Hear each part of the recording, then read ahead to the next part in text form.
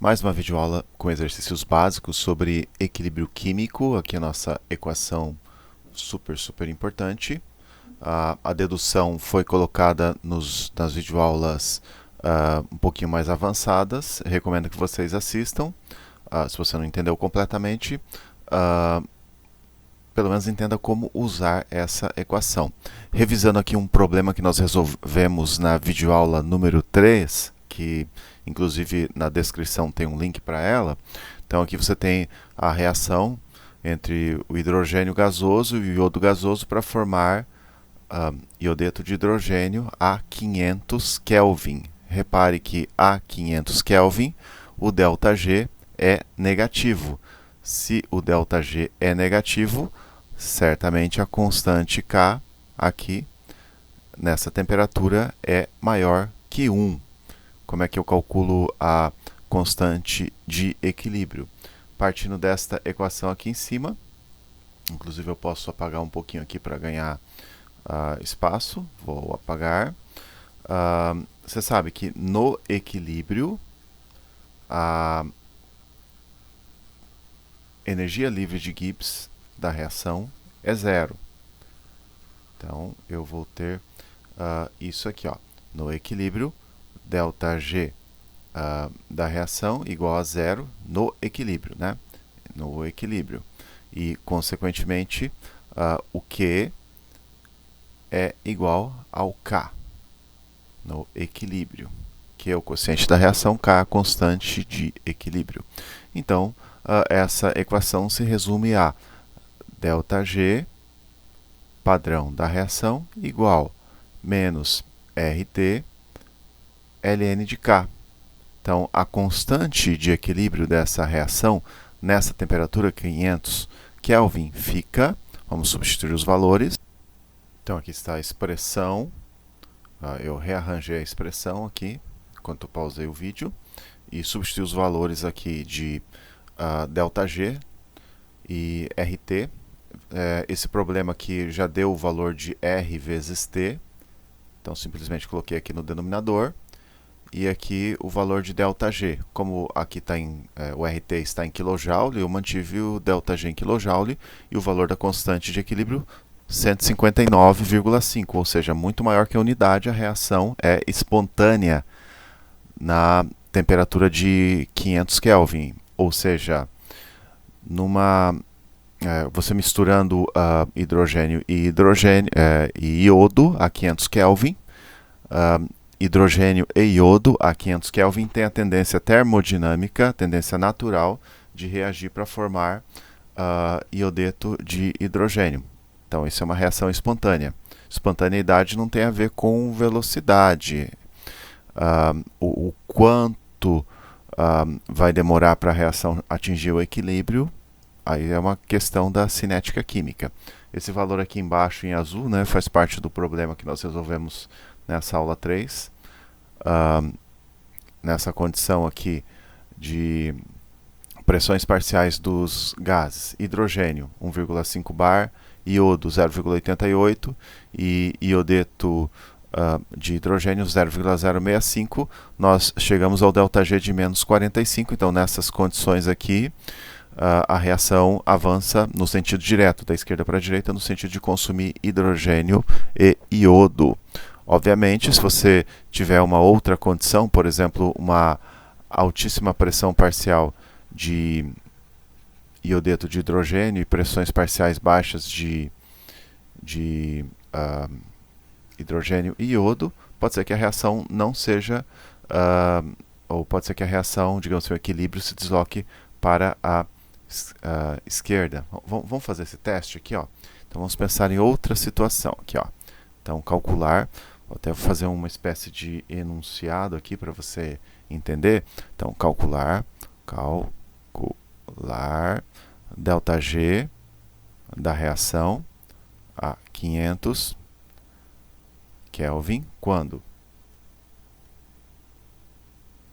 Então, digamos que a pressão parcial do iodeto de hidrogênio seja, por exemplo, 0,1. E as pressões parciais de hidrogênio e iodo, para simplificar aqui, eu vou colocar como sendo 0,001. Então, nós temos muito produto, pouquíssimo de reagente. Não sei se nessa condição aqui o ΔG da reação vai ser positivo ou negativo, mas vamos lá calcular o Q, quociente de reação, né? A pressão parcial do iodeto de hidrogênio, pressão parcial do iodeto de hidrogênio ao quadrado sobre pressão parcial do H2 vezes pressão parcial do I2. Então, já vou colocar aqui os valores. 0,1 dá 10 a menos 2 sobre 10 a menos 3 ao quadrado, 10 a menos 6. Então, esse Q aqui vai dar super alto.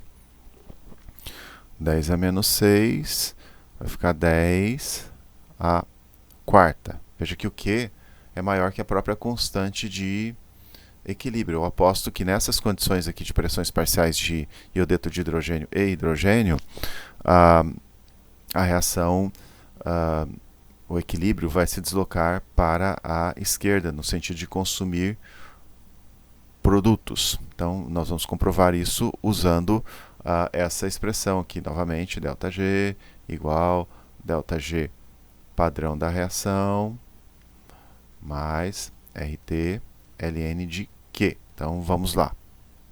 Substituindo os valores aqui na nossa querida equação, aqui está o ΔG padrão da reação, aqui está o RT em kilojoules, né, para a temperatura de 500 Kelvin, e aqui você tem o ΔG da reação nessas condições de pressões parciais baixíssimas de reagentes e altíssima do produto. Nessas condições o ΔG é positivo. Compare com o começo da aula ou com a aula anterior, link na descrição. Então, nesse caso, a reação avança no sentido inverso. Então, a reação avança no sentido inverso.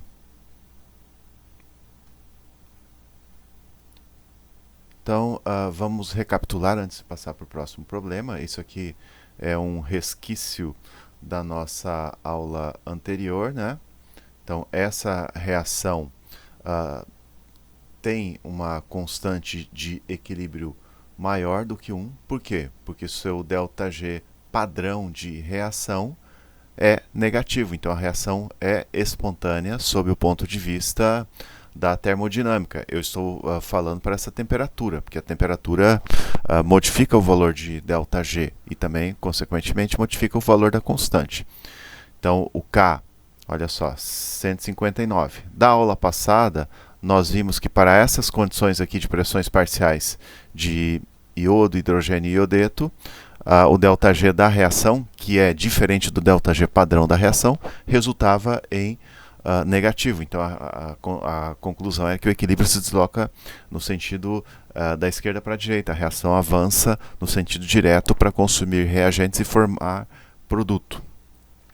Aí, eu pensei nessa outra hipótese aqui, calcular o ΔG também nessa temperatura para aproveitar os dados de ΔG padrão da reação e do valor de RT que foi dado no enunciado, e calcular ΔG da reação para essas condições aqui de pressões altíssimas ou pressão parcial altíssima do produto HI e pressões parciais dos reagentes baixíssimas. Você vê que o quociente da reação 10 à quarta, o quociente da reação 10 à quarta, então Q maior que K. Quociente da reação maior que a constante de equilíbrio. O que quer dizer isso?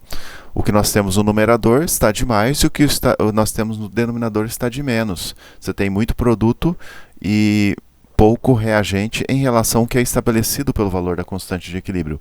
Consequentemente, o produto deve ser consumido, o reagente deve ser regenerado, a reação avança no sentido inverso. E isso aqui está consistente com o valor de ΔG calculado. Olha só. Valor positivo, tá vendo? Então a reação avança no sentido inverso. E para terminar, vamos pegar a mesma reação, só que agora em outra temperatura, tá vendo?